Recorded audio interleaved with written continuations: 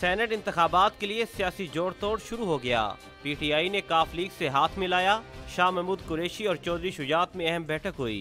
PTI रहनुमा कहते हैं वसी तर सियासी मफाद में इकट्ठे चलने का फैसला किया है। सेनेट इंतखाबात में पंजाब से बेहतर नताए आएंगे।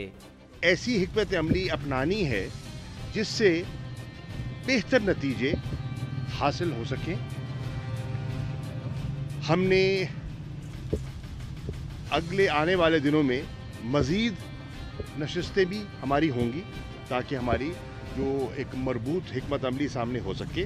चौधरी परवेज इलाई कहते हैं सेनेट इंतखाबात में मुत्तफिका उम्मीदवार लाने के लिए PTI से मुशावरत जारी रहेगी।